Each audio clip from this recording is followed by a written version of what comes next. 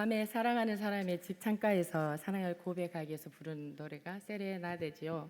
오늘 빌립보서 1장에 있는 말씀을 통해서 하나님께서 우리에게 들려주시는 사랑의 세레나데가 되기를 원합니다. 그래서 우리의 거친 마음을 어루만져 주시고 우리의 굳은 마음을 부드럽게 해주시는 귀한 밤이 되기를 원합니다. 여러분, 참된 기쁨과 행복은 어디서 오는 것일까요? 하나님 이러려고 말씀하셨죠. 너무나 바른 정답이고요.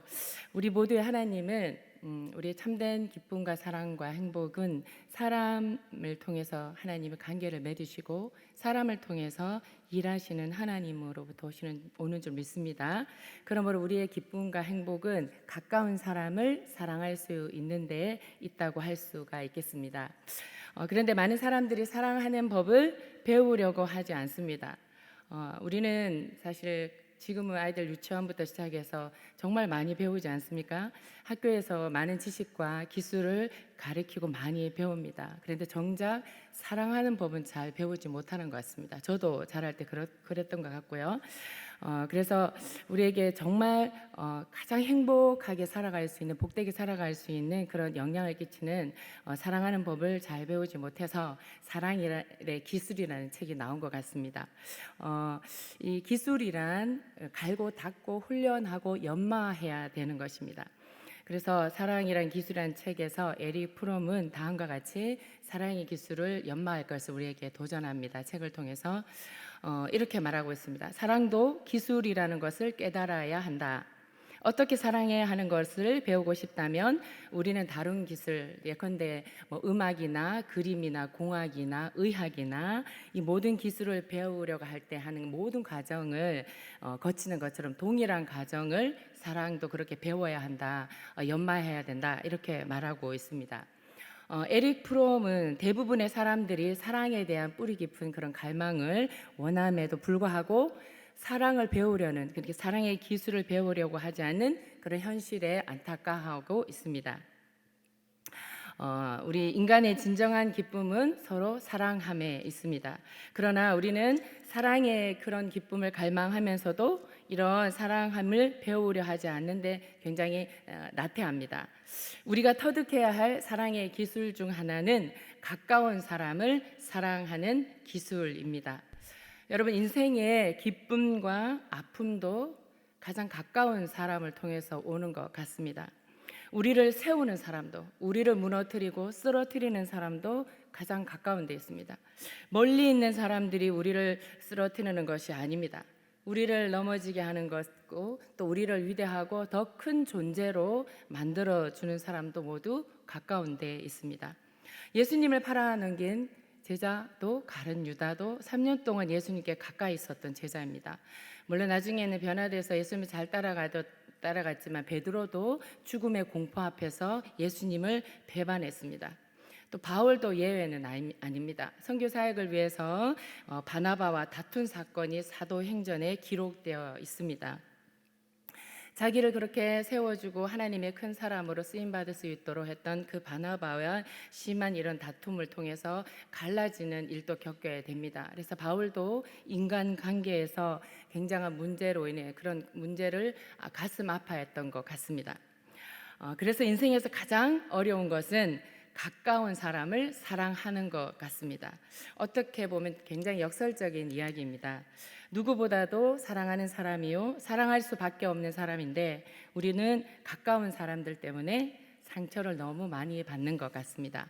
가정에서나 직장에서나 때로는 교회에서 또 자녀들과의 관계에서도 많은 문제가 있습니다. 사랑도 주고받지만 상처도, 아픈 상처도 주고받기 때문입니다. 가까이 있는 남편과 아내를 얼마나 즐거워하고 사랑하고 있습니까? 즐거워하기는커녕 고통스럽지 않습니까? 지옥을 경험하는 이들도 있습니다. 사랑하기 때문에 결혼한 이들도 일상적인 공간을 함께 점유하고 있잖아요. 그렇게 하다 보면 낯선 부분을 발견할 때가 참 많습니다. 불쾌한 경험이 있을 때도 참 많습니다. 그렇지 않습니까? 살아보면. 하지만 우리가 알아야 될 것, 내가 가장 가까이 있는 파트너, 남편 아니 아내 아니라도 우리 가까이 있는 이들에게서 발견되는 것, 낯설고 불쾌하게 만드는 이 모든 것들은 막 극복해 나가야 되겠다 애쓰는 것보다 나를 더 큰 존재가 되라고 부르시는 하나님의 초대로 받아들여야 합니다. 왜냐하면 우리의 삶 속에서 수많은 관계 속에서 그런 불쾌하고 낯섦을 포용할 수 있을 때 우리는 하나님을 닮아가는 더 큰 존재가 될 수 있기 때문입니다. 사도 바울은 우리에게 가까운 사람들을 즐거워할 수 있는 사랑의 기술을 가르쳐 주고 있습니다. 말씀 속에서 나오는 삶의 통찰력으로 영적인 원리입니다. 여러분, 문제가 있다고 결코 낙심하지 마십시오. 바울은 우리에게 문제를 풀 수 있는 실마리를 말씀을 통해서 제공해 주고 있습니다. 바울의 생애 마지막에 쓴 옥중 서신입니다. 빌립보서를 통해 우리에게 이런 사랑의 관계에 대해서 이제 실마리를 주고 있는데요. 그러면 어떻게 하면 우리는 가까운 사람들을 사랑하며 살 수 있을까요? 오늘 빌립보서 말씀을 통해서 바울의 생애 마지막에 하나님의 깊은 사랑을 깨닫고 더 원숙하고 성숙한 사랑의 사도가 된 우리 바울 통해서 함께 알아보도록 하겠습니다. 여러분, 바울은 빌립보에 살던 성도들과 우리에게 가까운 사람들을 사랑할 수 있는 비결을 말씀을 통해 가르쳐 줍니다. 가까운 데 있는 사람을 사랑하는 비결은요, 정말 기쁨의 비결이고요, 정말 우리가 잘 살 수 있는 참 복된 비결입니다. 가정생활뿐만 아니라 교회생활을 넘어서 우리 모든 삶의 현장에서 살아가는데 아주 중요한 것입니다. 오늘 10절 말씀에 보면요, 사랑의 지식과 모든 통찰력으로 더욱더 풍성하게 되어서 가장 좋은 것이 무엇인지 분별할 줄 알게 된다고 말씀하고 있습니다. 여러분, 가까이 있는 사람을 사랑하지 못하게 만드는 장애물을 분별해야 됩니다. 먼저 그것을 한번 살펴보도록 하겠습니다. 사랑을 인격적인 만남으로가 아닌 소유로 생각하는 것이 사랑의 장애물입니다. 사랑의 기쁨의 장애물이 됩니다. 에릭 프롬은 인간이 살아가는 존재 양식을 책에 두 가지로 보고 있습니다. 책에서 첫째는 소유 양식이고 두 번째는 존재 양식입니다. 소유 양식을 따라 살아가는 사람들은 사람들을 소유하는 데만 관심이 많습니다. 그래서 집착하게 되고 자신이 원하는 것을 소유하고 나면 또 다른 것을 집착하게 되는 것입니다.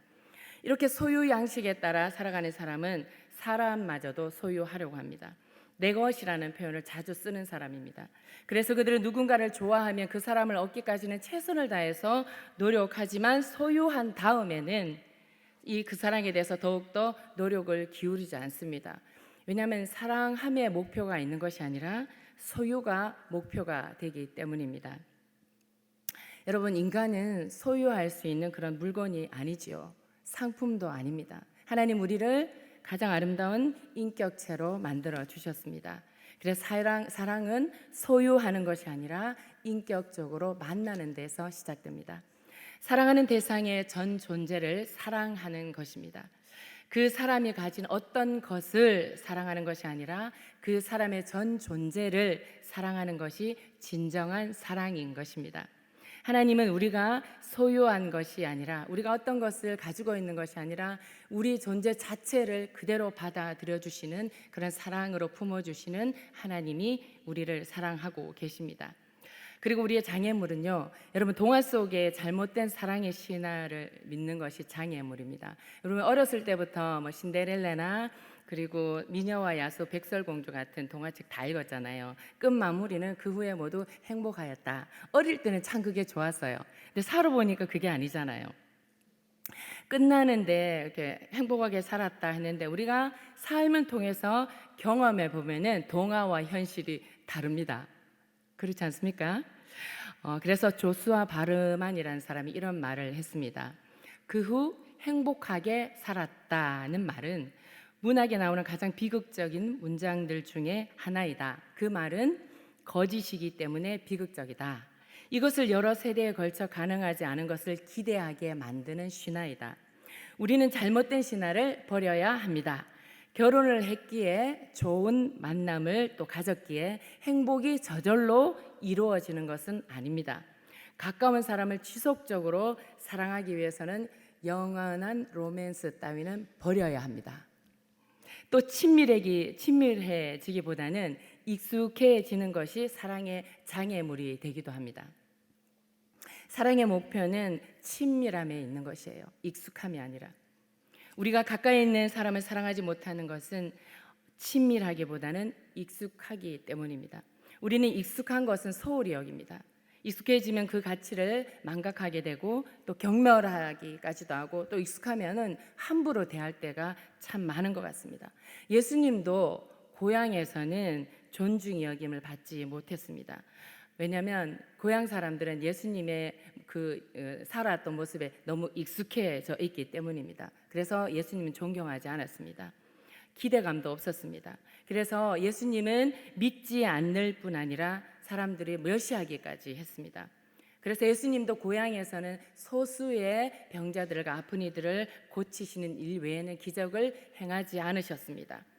예수님이 능력이 없어서가 아니라 사람들이 예수님을 신뢰하지 않고 믿지 않았기 때문입니다.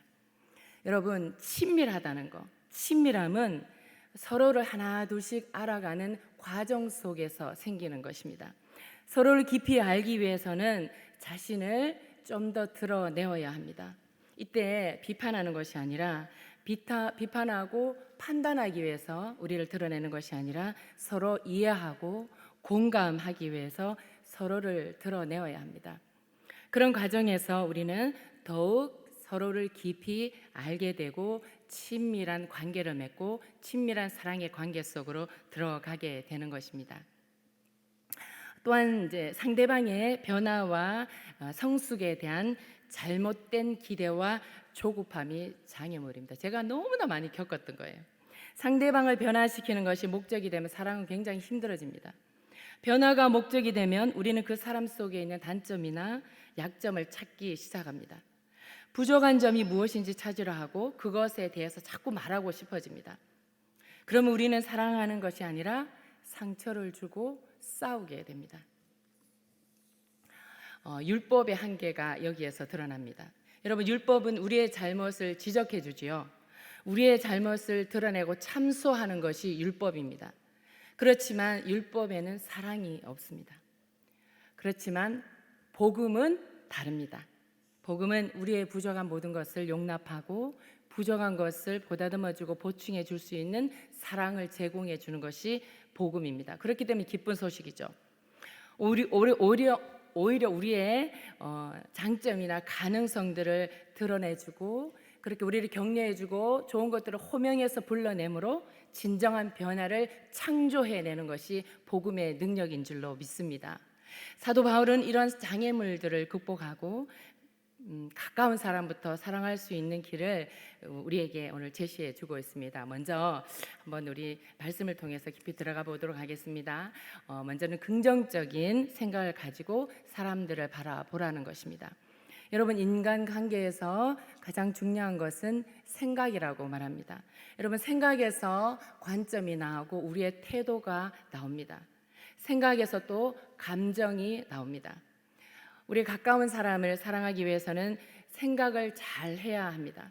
생각하는 법이 있습니다. 생각하는 법을 배우지 않으면 성숙한 사랑을 할 수가 없습니다. 물론 생각만으로는 사랑할 수 없죠. 왜냐하면 사랑에는 감정이 들어있기 때문입니다. 하지만 곰곰이 생각해 보면요, 그 감정도 생각에서 나온다는 사실을 알아야 됩니다. 그래서 생각이 바뀌어지면 감정도 바뀌게 되는 것을 경험하게 됩니다. 생각은요, 감정을 만들어내는 공장 같아요. 그래서 바울은 기쁨을 가르치는 이 빌립보서에서 생각이라는 단어를 굉장히 많이 사용하고 있습니다. 내가 너희를 생각할 때마다 하나님께 감사하며, 빌립보서 1장 3절 말씀입니다. 여기서 먼저 우리가 관심을 가져야 할 단어는 생각할 때마다입니다. 또 바울은 계속해서 7절에 내가 너희 무리를 위하여 이와 같이 생각하는 것이 마땅하니 이는 너희가 내 마음에 있음이며 나의 매임과 복음을 변명함과 확정함에 너희가 다 나와 함께 은혜에 참여한 자가 됨이라 라고 말씀하고 있습니다. 가까운 사람을 사랑하는 비결은 올바른 생각을 가지고 상대방을 바라보라는 것입니다. 우리가 만나고 대하는 사람들을 어떻게 생각하는가에 따라서 즐거워할 수도 있고 괴로워할 수도 있다는 것입니다. 빌립보서 읽진 않았지만 4장 8절에 보면은요, 무엇이든지 긍정적으로 생각을 해요. 절대 긍정. 끝으로 형제들아, 무엇에든지 참되며 무엇에든지 경건하며 무엇에든지 정결하며 무엇에든지 사랑받을 만하며 무슨 덕이 있든지 무슨 기쁨이 있든지 이것들을 생각하라라고 말씀합니다. 여러분, 인생은요, 우리가 보는 시각에 따라서 결정된다고 해도 과언이 아닙니다. 여러분, 절대 긍정적인 삶으로 생각하기 위해서는 우리의 시각이 긍정적으로 변해야 됩니다. 무엇을 보느냐에 따라서 무엇을 소유했느냐는 것보다 더 중요합니다. 보는 것이. 똑같은 것을 우리가 소유하고 있더라도 그것을 바라보는 시각은 하늘과 땅처럼 큰 차이를 만들어내는 것입니다. 사도 바울은 사랑하는 빌립보 교인들에게 어떤 눈으로, 그러니까 어떤 안목으로 바라보며 생각하라고 말씀하고 있습니까? 바로 복음의 안목으로, 복음의 눈으로, 예수님의 눈으로 보라는 거죠. 세상을. 하나님의 은혜의 안목으로 세상을, 사람들을 바라보라는 것입니다. 그래서 1장 5절 말씀에 너희가 첫날부터 이제까지 복음을 위한 일에 참여하고 있기 때문이라 말씀하고, 7절에서도 복음을 변명함과 확정함에 너희가 다 나와 함께 은혜에 참여한 자가 됨이라 라고 말하고 있습니다. 바울은 빌립보 교인들에게 복음을 말하고 있어요. 복음을 말하면서 너희들은 하나님의 은혜에 참여한 자들이 되었다, 하나님 은혜에 동참한 자들이 되었다라고 말씀하고 있습니다. 그래서 복음 안에서 교제했다라는 것은 복음을 받은 사람들의 눈, 그러니까 복음을 받은 사람들의 안목이 서로를 바라보면서 복음으로 예수님 안에서 서로 바라보며 교제하고 있다는 뜻입니다. 여러분, 복음 안에는 무엇이 있습니까? 복음은 예수님 생애 속에 나타난 하나님의 은혜가 다 담겨 있죠. 여러분, 은혜란 값없이 주시는 하나님의 사랑이요 호의입니다. 복음에는 용서가 있고 화해가 있습니다. 죄인에게 값없이 베풀어 주신 그 은혜 속에 용서, 화해, 또 사람을 변화시키는 능력이 복음 안에 있습니다. 복음은요, 죄는 미워하지만 죄인을 사랑하시는 하나님의 은혜가 듬뿍 들어 있습니다. 과거의 모든 죄와 허물을 완전히 용서하신 사랑이 복음입니다.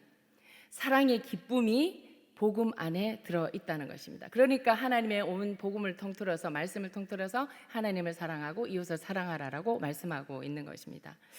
바울은요, 예수님을 만나기 전까지는 율법에 매여 있었던 사람입니다. 여러분, 율법도 신령한 것입니다. 율법도 좋은 것이에요. 왜냐하면 우리의 신앙의 양심을 다 드러내 보여주기 때문입니다. 그래서 우리의 삶의 길을 잘 안내해 주기도 합니다. 하지만 율법이 할 수 없는 것이 있어요. 율법은 용서를 할 수가 없습니다. 율법은 사람의 죄를 드러내고 판단하고 정죄합니다. 사람의 죄를 비난합니다. 남의 허물과 죄를 드러냅니다. 바울은 그렇게 살았던 사람입니다. 그런데 예수 믿는 사람들을 고발하고 죽이고 괴롭혔던 그 바울이 복음을 만났어요. 예수님을 만나고 변화되고 복음 안에서 새로운 창조물, 새로운 사람이 되었습니다. 복음 안에서 그는 용서와 긍휼과 은혜를 경험했습니다. 모든 사람 안에 있는 가능성을 드러내시는 하나님의 역사를 체험한 것이에요. 죄인의 개수인 나도 주님을 만나서 하나님의 자녀가 된 것을 하나님이 드러내 주셨듯이 모든 사람한테 그런 것을 발견하고 복음을 전한 삶을 살았습니다. 바울은 지금 사람들을 주님의 눈으로 바라보기 시작하고 있는 것입니다. 그가 만난 모든 사람은 변화된 사람들이고 또 변화될 수 있다고 믿고 사랑하며 복음을 전했습니다. 여러분, 사랑의 기쁨을 찾으려면요, 또 좋은 점, 사람들의 좋은 점을 찾아서 감사하는 사람이 되어야 될 줄로 믿습니다. 여러분, 세상에서 가장 복된 사람은요, 만나는 사람에게 좋은 점을 찾아낼 수 있는 사람인 것 같습니다. 근데 어떻게 그렇게 가능할까요? 단점이 먼저 보일 때가 참 많잖아요. 어떻게 그렇게 가능할까요? 좋으신 하나님을 만나면 됩니다. 좋으신 하나님으로부터 우리는 날마다 좋은 것을 받아야 합니다. 그리고 다른 사람 안에 있는 좋은 것들을 발견하기 위해서 또 좋은 것이 무엇인지 배우고 알아채야 합니다. 좋은 것이 무엇인지 알아볼 수 있는 것, 또 좋은 것이 내 안에 많을수록 다른 사람 안에 좋은 것들도 많이 발견할 수 있기 때문입니다. 아는 만큼 보이잖아요. 여러분, 가까운 사람들에게서 좋은 점을 발견하고 그것을 말해줄 때 우리는 좋으신 하나님을 닮아가게 될 줄로 믿습니다. 하나님은 좋으신 분이고 하나님 우리에게 좋은 것을 아끼지 아니하시고 풍성하게 주기를 원하시는 분인 줄로 믿습니다. 말씀을 한번 읽어 보도록 하겠습니다. 같이 읽도록 하겠습니다. 시편 말씀 띄워주세요. 시작.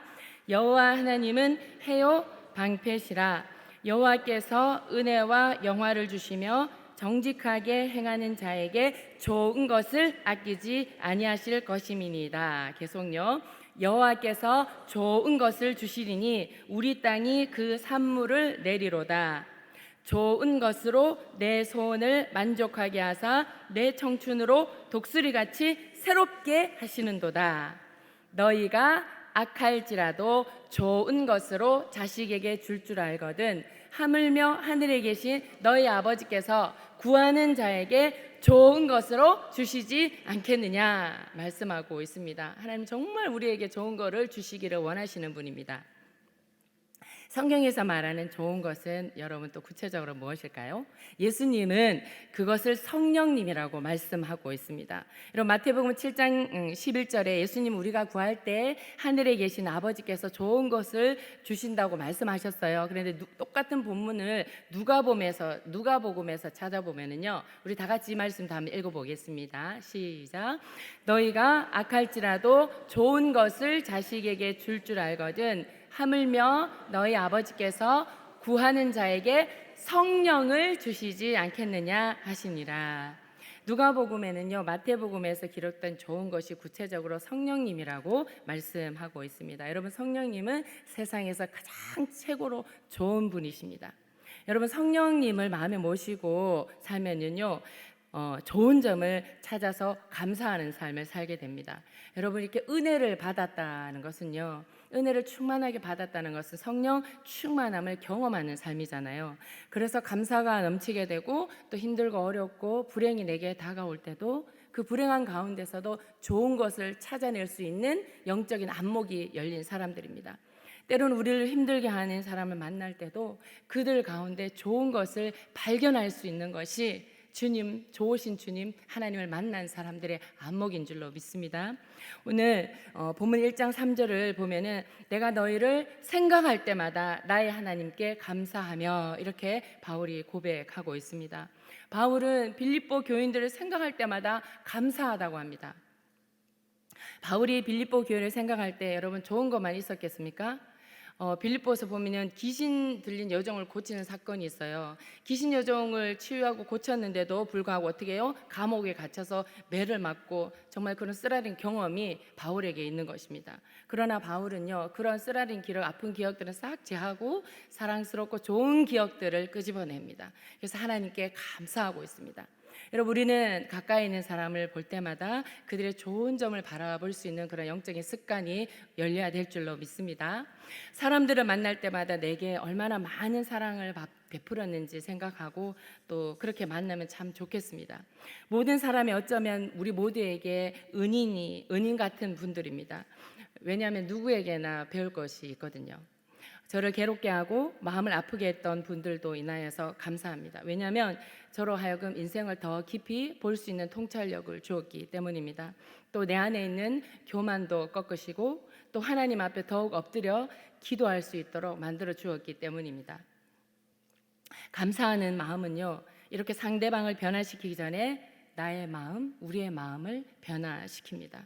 우리의 마음에 하나님의 복을 심어 주십니다. 그러므로 여러분 습관적으로 감사하는 마음을 가지시기 바랍니다.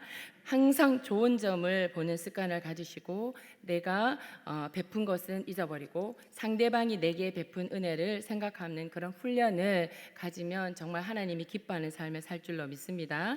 그리고 또 우리가 사랑의 기쁨을 회복하려면 있는 모습을 그대로 용납하고 또 그들이 하나님 안에 성장하는 것을 인내하면서 기다릴 수 있는 마음이 있어야 될 줄로 믿습니다. 바울은 빌립보 교인에게 대한 확신이 있었기 때문에 그들을 더욱 사랑할 수 있었습니다. 그 확신은 빌립보 교인들 앞에서 하나님이 하신 일이에요. 너희 안에서 착한 일을 시작하신 이가 그리스도 예수의 날까지 이루실 줄 내가 확신한다라고 말씀하고 있습니다.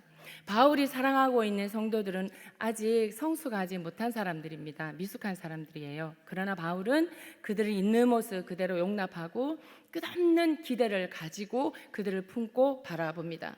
빌립보 교인들을 향한 확신, 소망, 그런 소망을 가지고 있었던 근거는요, 그들 속에 역사하신 하나님을 보았기 때문입니다.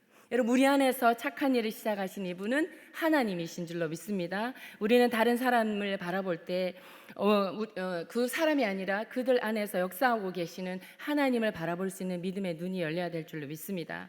그들도 언젠가는 더 아름답게 변화시킬 하나님께 초점을 맞추어야 합니다. 여러분, 바울은 빌립보 교회를 시작한 이가 바로 하나님이심을 기억했습니다. 하나님은 결코 포기하지 아니하시는 분이십니다. 예수님은 우리 안에서 선한 일을 완수하시고 끝까지 이루시기까지 계속 그 일을 하실 것입니다. 하나님은 어떤 일을 하시고 때로는 그 일을 이루시기 위해서 우리를 책망하시기도 하고 또 주위의 모든 환경을 조성하시고 그런 삶의 자리로 이끄시기도 합니다. 바울은 하나님의 사랑을 통해 이런 경험을 했습니다. 그래서 어느 날 자신 안에 내 안에 선한 것이 없구나를 경험합니다. 내가 날마다 원하는 선은 행하지 못하고 원치 않는 죄를 범하고 있는 모습을 발견하게 하는 것이에요, 하나님이 우리에게. 그래서 탄식합니다. 그러나 예수님을 모신 어느 날 그런 절망과 낙심 가운데서도 벌떡 일어나서 나 안에서 선한 일을 행하신 예수님을 바라보게 됩니다. 그래서 유명한 우리가 너무나 잘 아는 고백 갈라디아서 2장 20절 말씀입니다. 다 같이 한번 읽어보겠습니다. 내가 그리스도와 함께 십자가에 못 박혔나니 그런즉 이제는 내가 산 것이 아니요 오직 내 안에 그리스도께서 사신 것이라. 이제 내가 육체 가운데 사는 것은 나를 사랑하사 나를 위하여 자기 몸을 버리신 하나님의 아들을 믿는 믿음 안에서 사는 것이라. 아멘. 바울은 이제 자기 안에 예수님이 사신다는 것을 확실히 알았습니다. 여러분, 우리도 이 사랑을 확신해야 합니다. 우리 안에 예수님이 살아 계십니다. 여러분, 성도들을 대할 때마다 또 사람들을 만날 때마다 바로 성도님 안에 살고 계시는 예수님을 바라보아야 귀하게 여길 줄 압니다. 함부로 대하지 않습니다. 우리 안에 급하게 변화는 일어날지 않더라도 여러분 마음속에서 죄를 미워하고 싫어하는 마음들이 자꾸 생기고요. 그러면은 하나님 내 안에 선한 일을 시작하는구나 이렇게 믿어도 됩니다. 또 뿐만 아니라 우리가 선한 일을 하고 싶고 또 우리 안에서 하나님이 착한 일을 하고 싶은 마음이 생긴다. 그러면 하나님 우리에게 선한 일을 이미 계획하고 계시다는 것입니다. 또 말씀을 읽고 싶어지고 기도하고 싶고 또 사람들을 주께로 인도하고 싶은 전도하고 싶은 마음이 생기면 성령 하나님이 역사하고 계신다는 증거입니다. 여러분, 기도할 때마다 내가 도움을 줘야 될 사람이 생각나서 기도하게 되고 그러면 성령님 우리 안에서 놀라운 일을 하고 계신다는 것을 믿으시기 바랍니다. 여러분, 우리는 기억해야 됩니다. 하나님 우리에게 사람을 보내실 때 기억해야 할 일은요, 우리가 만나는 사람이 사랑의 대상이지 우리가 변화시켜야 할 대상은 아니라는 것입니다. 참 이것을 실수할 때가 많습니다. 저도. 우리의 가장 큰 비극은 사람들의 버릇을 고치는 것이 인생의 목표로 삼는 것이 비극입니다. 우리 할 일은 다만 사랑하고 기다려주고 기도하는 것입니다. 그럴 때 변화됩니다. 사랑은 이해를 통해서 오는 것입니다. 사람들이 우리에게 상처를 줄 때 그들이 왜 그렇게 행동할 수밖에 없을까? 한 번 더 생각해 볼 수 있는 이 생각의 힘이 우리에게 있어야 합니다. 혹시 그들 안에 상처가 있는지 돌아보고 또 그렇게 행동할 수밖에 없는 이유를 발견하고 또 그때 비로소 이해하고 사랑할 수 있게 됩니다. 그런데 이 사랑할 수 없을 때는 어떻게 해야 됩니까? 또 빌립보서 1장 8절에서 말씀하고 있습니다. 좀 우리는 하나님의 깊이 들어가야 이렇게 할 수 있을 건데요. 예수 그리스도의 심장으로 너희 무리를 얼마나 사모하는지 하나님이 내 증인이시다라 말씀하십니다. 예수님의 심장을 가져야 된대요. 그래야 사랑하게 된답니다. 때로는 우리 가까이에서 우리를 힘들게 하는 사람을 만날 수도 있습니다. 어떤 방법을 다 동원해도 그 사람들을 멀리할 수 없어요. 가까이 있는 이들이에요. 그때 남아있는 방법은 그 사람을 사랑의 대상으로 삼아버리는 것입니다. 그 사랑은요, 근데 우리의 노력으로 할 수 있는 것이 아닙니다. 우리 안에 성령님이 일하십니다. 그래서 로마서 5장 5절에요. 소망이 우리를 부끄럽게 하지 아니하면 우리에게 주신 성령으로 말미암아 하나님의 사랑이 우리 마음에 부은 바 됨이니라고 말씀하고 있습니다. 하나님의 사랑은 내가 노력하거나 힘써서 얻는 것이 아닙니다. 성령님이 매일 내 안에 오셔서 역사하셔야지 내 마음에 부어주셔야만이 할 수 있는 일입니다. 그리고 그럴 때도 안 될 때는 마지막으로 허물을 덮어주는 기도의 훈련을 해야 합니다. 여러분, 가까운 사람들을 가장 사랑하는 좋은 방법은 기도하는 것입니다. 그들의 허물을 덮어주며 긍정적으로 기도하는 것입니다. 그래서 바울은 빌립보 성도들을 위해서 기쁨으로 항상 간구했다고 합니다. 간구할 때마다 너희 무리를 위하여 기쁨으로 항상 간구함은 이렇게 말씀합니다.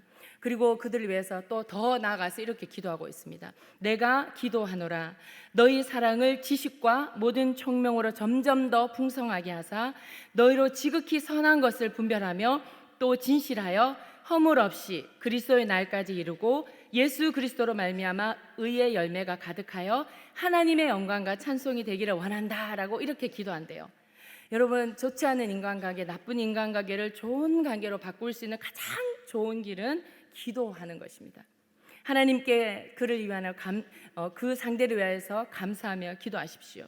그의 허물을 드러내는 것이 아니라 기도하는 것입니다. 비판하는 대신 중보하는 것입니다. 허물과 단점을 보일 때도 정죄하지 않고 그런 모습까지도 용납하고 사랑할 수 있게 되려고 기도하는 것입니다. 그리고 더 나아가서 가까운 사람이 계속해서 성장할 수 있도록 기도합니다. 그렇게 축복하면서 기도할 때 기적이 일어날 줄로 믿습니다. 그 기적이 바로 변화의 기적입니다. 그 변화되기 전에 더 기적은 나의 마음이 변화된다는 것입니다. 여러분, 가까운 사람들을 미워하며 살기는 인생 너무 짧습니다. 하나님이 우리 주위에 보내주신 사람들을 기뻐하지 못한다면 얼마나 불행하겠습니까?